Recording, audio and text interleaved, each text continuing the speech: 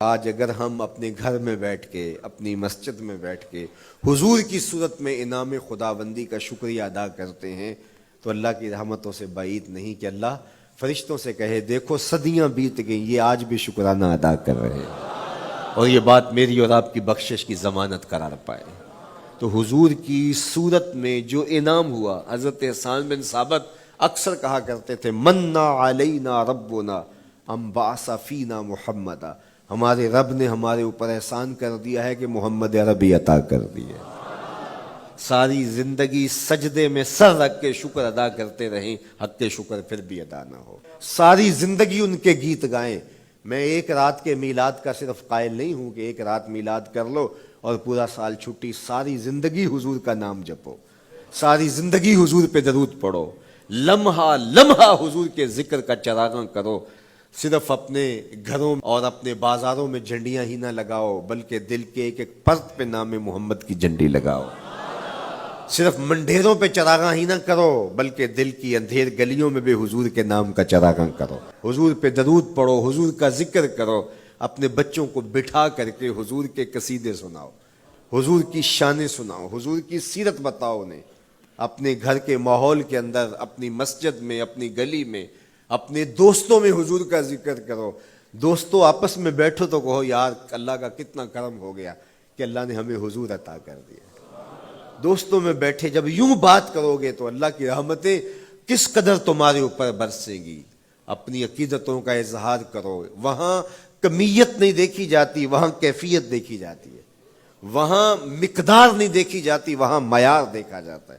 وہ چہرہ اور چہرے کا تل نہیں دیکھتے، وہ بندے کا دل دیکھتے ہیں، وہ دیکھتے ہیں کون کس خلوص کے ساتھ محبت لے کر کے آیا ہے۔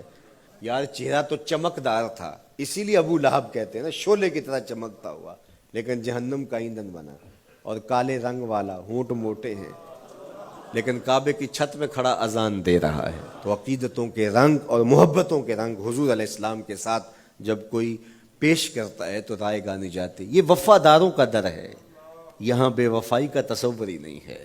وہ ہاتھ پکڑتے ہیں تو پھر چھوڑتے نہیں ہیں، اس لیے ان سے محبت کا ربط قائم کیجیے، اپنی اولادوں کو حضور کا پیار سکھائیے، اپنے گھروں میں میلاد کیجیے۔ لازم نہیں ہے کسی عالم دین کو بلاؤ، آپ اپنے گھروں میں حضور علیہ السلام پر درود پڑھیے گا، بچوں کو بٹھائیے گا اور حضور کی سیرت کا کوئی واقعہ ان کو سنائیے گا۔ صحابہ اپنے بچوں کو بٹھا کر کے حضور کی سیرت بتایا کرتے تھے، حضور کا نقشہ بتایا کرتے تھے، حضور کے شمائل ذکر کیا کرتے تھے، اور کوئی صحابی ملتا تو تابعین جمع ہو جایا کرتے تھے اور اسے پوچھتے تھے اچھا بتاؤ حضور کی صورت کیسی تھی، زلفیں کیسی تھی۔ یہی میلاد ہے نا، میلاد میں حضور کے فضائل کا ذکر ہوتا ہے، شمائل کا ذکر ہوتا ہے، خصائل کا ذکر ہوتا ہے، اور موسم حج کا ہے۔ ایک اونچے ٹیلے پہ حضرت سیدنا ابو طفیل چڑھ گئے، یہ آخری صحابی ہیں، اس کے بعد کوئی صحابی نہیں، حضور کے وصال کے 100 سال بعد تک زندہ رہے۔ تو کہا لوگوں آؤ اس وقت روئے زمین پہ میرے علاوہ کوئی نہیں جس نے حضور کو دیکھا ہو، آؤ مجھ سے حضور کی باتیں سنو۔ لوگ جمع ہو گئے اور کہا صف لنا رسول اللہ، تم نے حضور کو دیکھا ہے تو بتاؤ حضور کیسے تھے۔ تو حضرت ابو طفیل نے 3 لفظوں میں میرے حضور کا حلیہ بیان کیا، یاد کر لو۔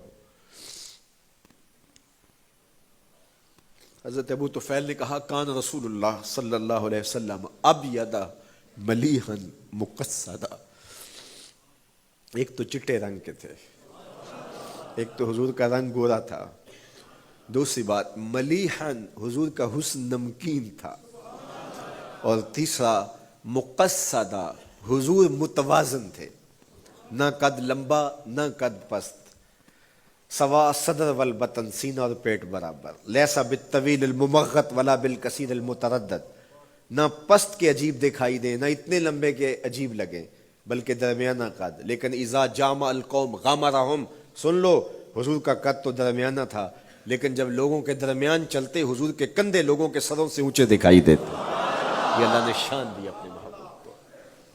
مکھ چند بدر شاہ شانی، متھے چمک دی لاٹ، کالی زلف تے اکھ مستانی،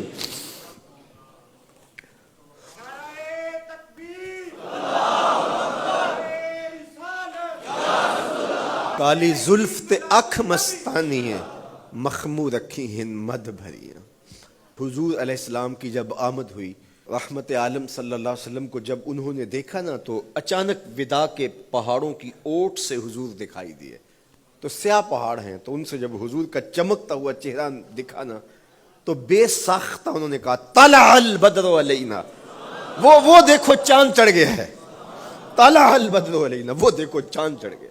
مورخ اسلام حفیظ جالندری نقشہ کھینچتے ہیں، جنوبی سمت سے اٹھا ایک نوری غبار آخر، جنوبی سمت سے اٹھا ایک نوری غبار آخر، سواد شہر میں داخل ہوا ناکا سوار آخر، زباں پر اشرق البدر علینا کی صدائیں تھیں، دلوں میں ما دعا للہ دائی کی دعائیں تھیں، نبوت کی سواری جس طرف سے ہو کے جاتی تھی، درود و نعت کے نغمات کی آواز آتی تھی، کہیں معصوم ننھی بچیاں تھیں دف بجاتی تھی، رسول پاک کی جانب اشارے کر کے گاتی تھی، اور کہتی کیا تھی؟